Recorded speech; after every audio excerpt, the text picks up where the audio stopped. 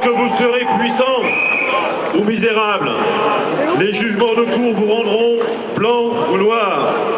Nous avons appris cette morale de la fable. Nous savons qu'elle traduit la réalité de ce que nous vivons trop souvent. La loi, elle est dure pour les salariés. En revanche, elle est bien douce pour le patronat en général et les patrons les plus indélicats en particulier. Elle est impitoyable pour celles et ceux qui défendent leur emploi et leurs droits. Elle est bien indulgente pour celles et ceux qui dissimulent leur fortune, utilisent abondamment le droit pour mieux le contourner. Ces lois sont votées quelquefois avec des procédures expéditives pour imposer encore plus de flexibilité aux salariés, sécuriser les employeurs et distribuer 20 milliards de crédits d'impôt aux entreprises par exemple, en cas de repreneurs crédibles. D'autres rapports donneurs d'ordre sous-traitants, l'interdiction des licenciements boursiers, l'arrêt de l'évasion fiscale et du moins-disant social. Nous attendons aussi une loi d'amnistie sociale.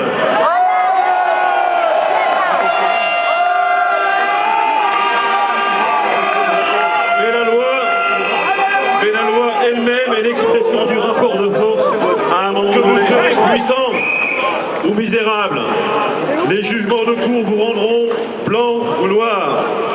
Nous avons appris cette morale de la fable. Nous savons qu'elle traduit la réalité de ce que nous vivons trop souvent. La loi, elle est dure pour les salariés. En revanche, elle est bien douce pour le patronat en général et les patrons les plus indélicats en particulier. Elle est impitoyable pour celles et ceux qui défendent leur emploi et leurs droits. Elle est bien indulgente pour celles et ceux qui dissimulent leur fortune, utilisent abondamment le droit pour mieux le contourner. Ces lois sont votées quelquefois avec des procédures expéditives pour imposer encore plus de flexibilité aux salariés, sécuriser les employeurs et distribuer 20 milliards de crédits d'impôt aux entreprises par exemple, en cas de repreneurs crédibles. D'autres rapports donneurs d'ordre sous-traitants, l'interdiction des licenciements boursiers, l'arrêt de l'évasion fiscale et du moins-disant social. Nous attendons aussi une loi d'amnistie sociale.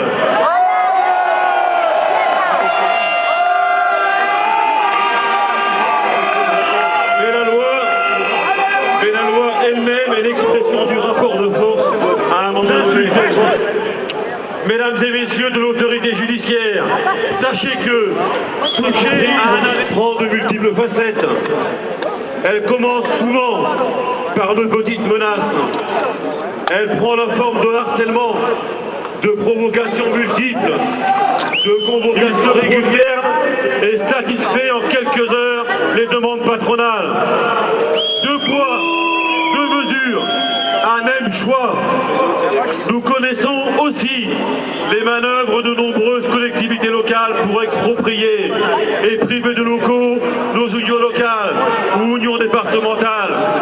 À Nice, Châteauroux, Chartres, Saint-Quentin, c'est le syndicalisme interprofessionnel qui est visé. Le droit de s'organiser pour les salariés, le moyen d'être un droit à l'organisation collective contestée et jamais définitivement acquis, c'est le droit syndical. C'est le sens des réformes qui ne font les élections plus de mal. Mais le droit lui-même, nous le savons mes chers camarades, ne suffit pas. Il y a bien loin du droit à son application, de l'affirmation des droits à l'effectivité des droits. Les grandes enseignes du bricolage, par exemple, n'ont pas hésité à ouvrir le dimanche au mépris de la réglementation et d'une décision de justice. L'amende éventuelle encourue est peu de choses au regard des bénéfices escomptés. Là aussi, il y a un rapport inégalitaire. La force défie le droit et s'impose au droit. Les employeurs, les grands groupes ont l'argent, les réseaux d'influence, quelquefois les complicités ou les complaisances pour mieux contourner et s'affranchir du droit social. Il y a donc sans cesse besoin de vigilance, de l'action et de l'intervention des salariés. Mais nous n'avons, nous, que notre solidarité, notre organisation et l'action collective pour faire respecter nos droits. Le patronat et les pouvoirs publics voudraient, par leur action en justice, nous intimider, nous affaiblir. Le procès d'aujourd'hui, l'acharnement judiciaire contre nos camarades participe à cela. C'est doublement indigne et contraire aux intérêts de la nation. Pendant que la justice poursuit les militants, elle ne fait pas son travail et dilapide les moyens donnés par la nation. Gagner de nouveaux droits et de nouvelles conquêtes sociales. C'est le sens de notre présence ici, aux côtés des 5 de Roanne.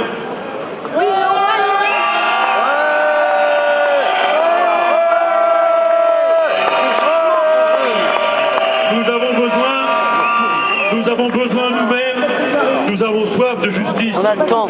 Nous avons besoin de justice pour lutter contre le travail clandestin et le trafic de manœuvres.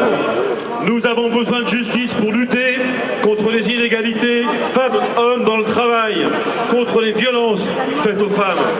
Nous avons besoin de justice pour prévenir les accidents du travail et lutter contre les mauvaises conditions de travail. Nous avons besoin de justice pour lutter oui, mais pas de cette justice-là. Une autre justice aurait beaucoup d'autres choses à faire.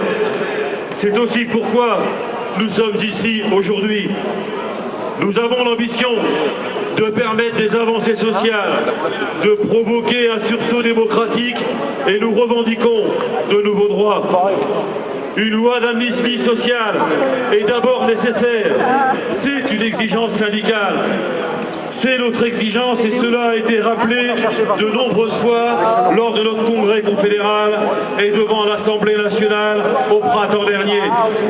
La refuser a été un signe désastreux envoyé au monde du travail par la nouvelle majorité à l'Assemblée nationale.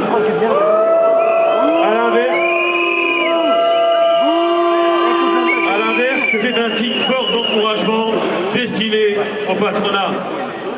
Mesdames et messieurs les parlementaires, celles et ceux que vous avez refusé d'amnistier sont justement celles et ceux qui défendaient l'emploi, leur entreprise, leur retraite. Vous et l'ensemble du gouvernement affirmez que l'emploi est votre priorité. Alors amnistiez enfin celles et ceux qui ont défendu leur emploi. Vous examinez, mesdames, messieurs les parlementaires, en ce moment, le projet de budget de la sécurité sociale. Vous prétendez vouloir défendre la protection sociale. Alors amnistiez celles et ceux qui se sont battus pour les droits à la retraite et à la santé.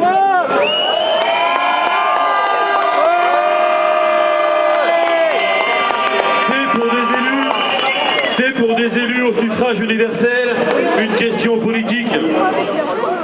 L'amnistie est un indicateur du sens d'une politique, de votre attachement aux libertés publiques, au droit de manifester.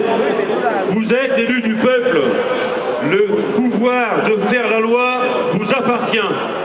Vous devez exercer la totalité de vos pouvoirs dans le strict respect de la Constitution. L'article 34 de la Constitution mentionne explicitement l'amnistie. C'est votre pouvoir, votre entière responsabilité de parlementaire, je devrais dire ici, votre devoir. Voudriez-vous délibérément l'ignorer? Pire encore, voudriez-vous laisser tomber en désuétude ce qui est pourtant inscrit dans la Constitution? Que l'on ne vienne pas nous compter de vaines fariboles. L'amnistie prévue dans la Constitution est le rythme normal et le souffle d'une vie démocratique qui englobe à la fois la démocratie politique et la démocratie sociale. Dans nombreux pays européens où les politiques d'austérité sont imposées au peuple en même temps que la diminution des libertés publiques et des droits sociaux. Les salariés veulent de nouveaux droits pour agir et permettre le progrès social. La CGT exige du président de la République du Parlement et du gouvernement, un changement radical de politique en matière de démocratie sociale et de respect des droits sociaux fondamentaux des salariés et des citoyens.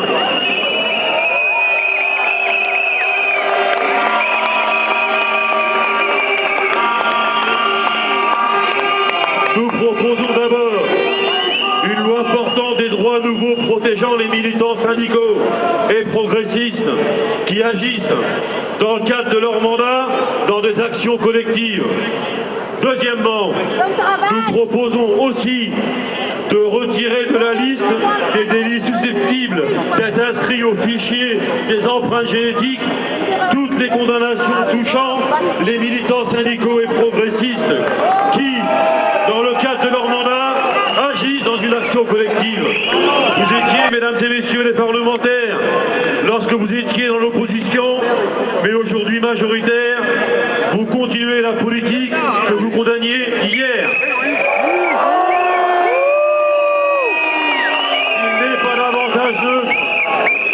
Il n'est pas davantage neutre de constater le caractère toujours plus modeste des lois d'amnistie. Cela doit nous faire réfléchir. Ce n'est plus de la justice, mais de la vengeance de classe, précisément dans ce cas précis. Ce qui se passe est révélateur des formes d'intolérance, d'une volonté de stigmatiser, d'un retour d'une pensée réactionnaire, voire très archaïque, même sous un vernis de modernité, même en 2013, même de la part de personnes en apparence pourtant bien éduquées, et des lois nouvelles pour élargir le périmètre des libertés syndicales. Il n'y a pas d'autre solution. Il n'y a pas d'autre solution. Tergiverser, attendre, refuser, sera ajouter une faute à notre faute. La fuite à la capitulation devant le MEDEF, le manque de courage politique à une politique antisociale. Cette question des libertés syndicales revêt donc à la fois des aspects humains, syndicaux, sociaux, politiques et idéologiques. Tire donc en question pour nos salaires, l'emploi, une protection sociale de haut niveau, les libertés syndicales et le droit à la retraite. Vive, vive nos 5 camarades, vive la solidarité, vive la CGT. Encore une fois, merci à tous et à tous.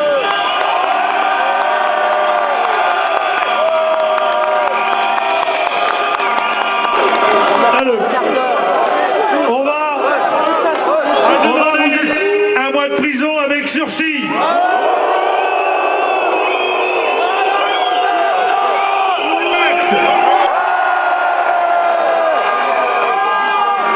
Le rendu du jugement a été fixé au 17 décembre.